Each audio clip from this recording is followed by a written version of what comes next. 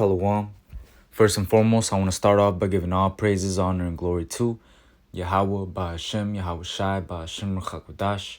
Double honors unto the apostles and the elders of the great millstone who taught us this truth. And Shalom also to the Akim pushing his word in sincerity and in truth, and to the speckled bird across the four corners of the world, and to the few sisters who are listening. To you I say Shalom. Lord willing, this will be an edifying lesson. And basically I just wanted to go into basically the scripture that I was meditating on earlier, right? This is Psalms 37:4, and it reads, Psalms 37:4, delight thyself also in the Lord, and he shall give thee the desires of thine heart. Let me see that word for desire. Or delight, Delight. To be merry over, to be happy about, take exquisite delight. Basically, you're happy to do the work. You're happy to serve Yahweh B'Shem Yahushai. You're happy in the position that you're in, and you're putting your all your effort into the work of Yahweh B'Shem Yahushai. And when you do that, guess what? The Lord is going to answer your prayers. The Lord is going to look out for you, man. See, a lot of people start to lose faith because the Lord isn't. A lot of them do not pray. A lot of them start wavering in the faith because of the positions that the Lord puts them in. They start to lose faith because of what the Lord puts them through. But the Lord told us that this wasn't going to be an easy thing. Did he not tell us in the book of Peter's?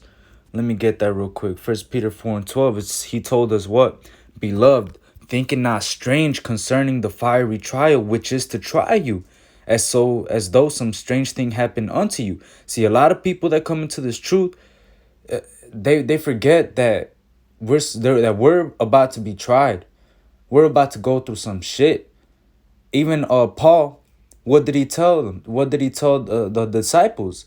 That through much tribulation we shall enter into the kingdom, right? So as we enter into these times, look, man, we're gonna need to put in that work so that when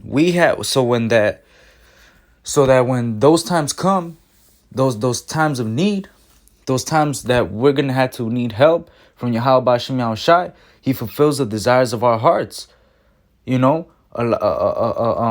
If we want the Lord to answer our prayers, if we want the Lord to actually look out for us, we had to do what we had to do on our part. We had to delight ourselves in this work. We had to delight ourselves in what we're doing, right? Let me see. What was it?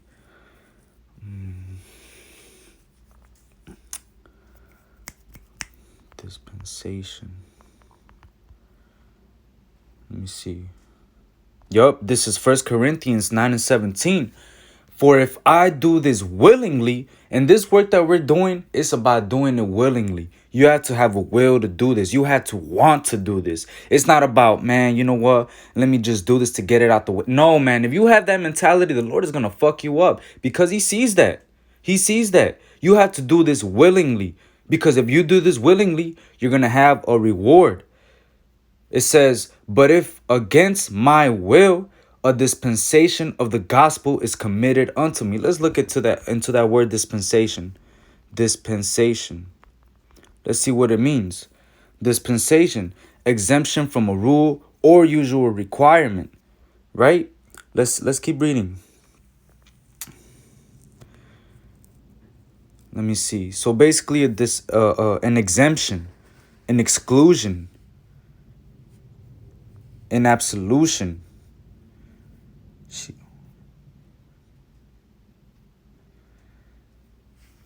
Basically, if you do this against your will, the Lord is going to see that.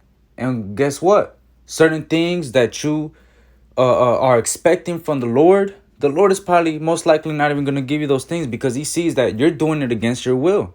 A dispensation is going to be committed against you because you're not doing this willingly. You're not truly delighting yourself in the work of Yahweh B'Shem Yahushai. And you got to examine yourself when, if If whatever is in your spirit, you got to examine that, man, and take that out. You had to do this willingly, because doing this willingly is going to have a great reward.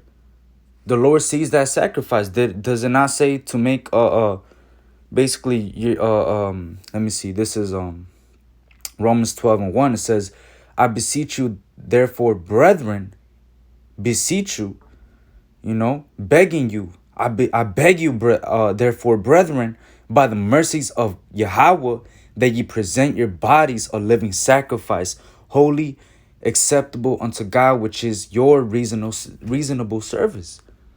So, hey, he's literally begging us to do this, man. He's begging us to do this, to make our bodies a living sacrifice. Think about that. Are you making your body a living sacrifice?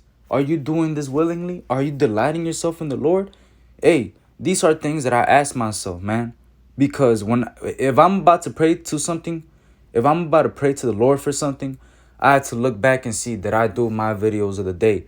Did I do this? Was I being charitable? Damn, maybe I shouldn't have done that. Damn, maybe I could have given that brother a little bit more money. Maybe I could have done this. Maybe I could have done that. Damn, I need to humble myself. Damn, I need to fucking stop being lazy. You put yourself on the hot seat and you start to examine yourself, because what? You don't want to catch that wrath from Yahweh Shem Shai. You don't want no smoke from him, because the Lord could jack you up in so many ways. He's the king of terrors, man. You see, but hey, if you actually delight yourself in the Lord and you keep doing the work and keep doing what you're doing, the Lord is gonna answer the desires of your heart. He's gonna give that to you, because the Lord already knows what you want before you even ask. Let me see. In Hebrews, I believe it is the 4th chapter. Yup, this is Hebrews 4:16. Let us therefore come boldly unto the throne of grace, that we may obtain mercy and find grace to help in time of need. And we're going to need that grace to help in time of need, because those times of need are ahead of us. And when those times of need comes, we're going to have many desires in our heart.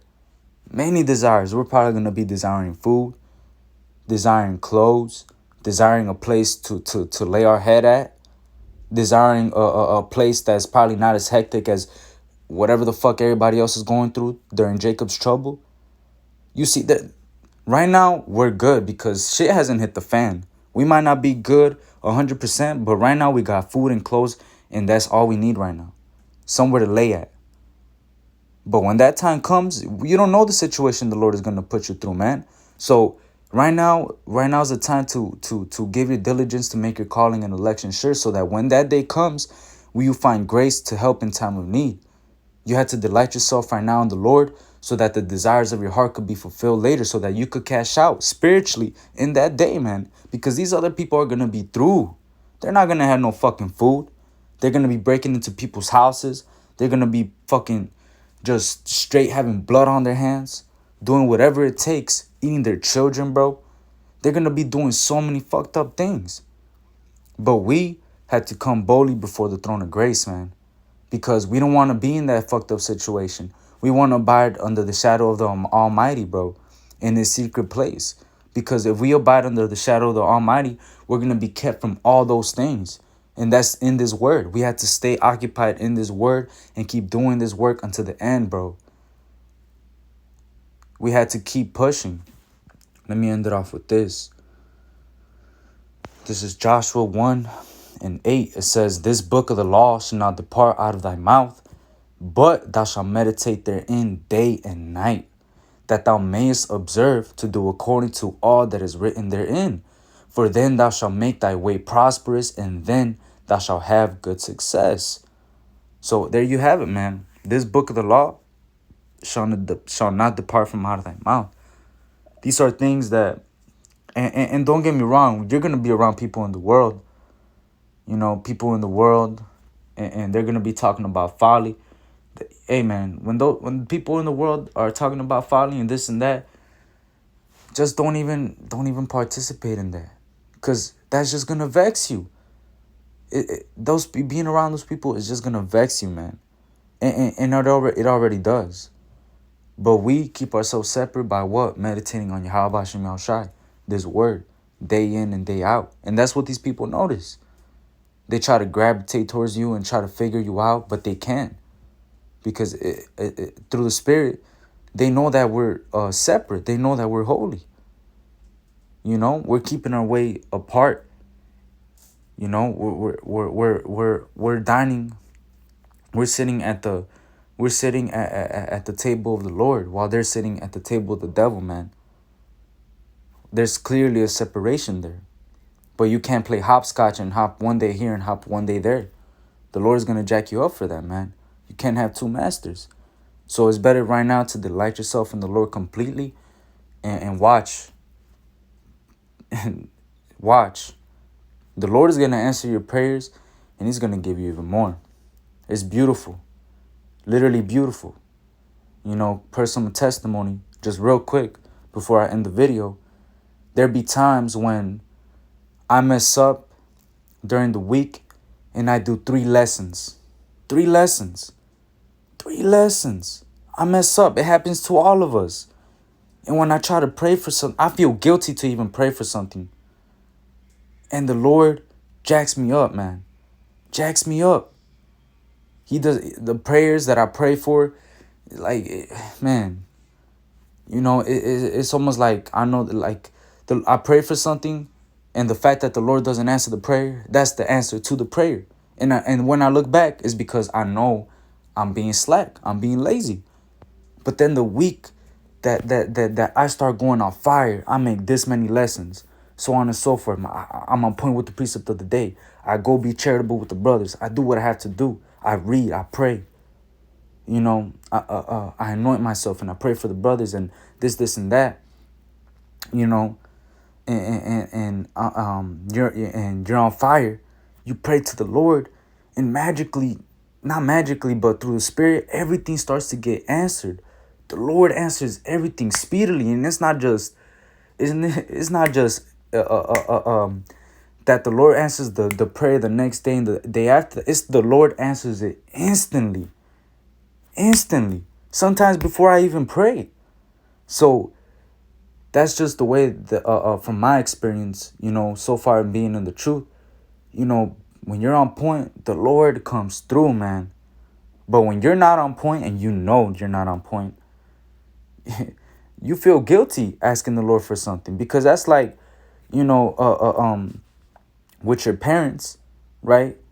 Your parents tell you, oh, wash the dishes and take out the trash and clean the room and this and that, but you don't do none of that shit, and then you ask to go out and play with your friends. What you think is gonna happen? They're gonna say, hell no. Yeah, you still haven't done this, and this. You know? It's the same with the Lord. Hey, the Lord told us that like a father chasteneth his son, so shall the Lord thy God chasten thee. The Lord is gonna chasten our ass, bro. We're his children. You know, if he didn't chasten us, we would be considered bastards, man. So, you know, delight yourself in the Lord, man. This is a beautiful process that we're in. The Lord has literally laid out a beautiful path before us that takes passion. It takes passion, dedication, devotion, and love. Real, actual love, which love is keeping the commandments. And that's man. It's a lucky, but man. I'm about to cry, bro. But like, man, it's a beautiful walk, man. It changes you. It changes you. It literally makes you grow up. It's a beautiful process, man. So with that, Lord willing, was an edifying lesson. I want to give all praises, honor, and glory to Yahweh Bashem Yahushai Bashem Kakadash. The water Yahweh Bashem Yahushai for giving me spirit to make this lesson. Wa about Baal Shalom.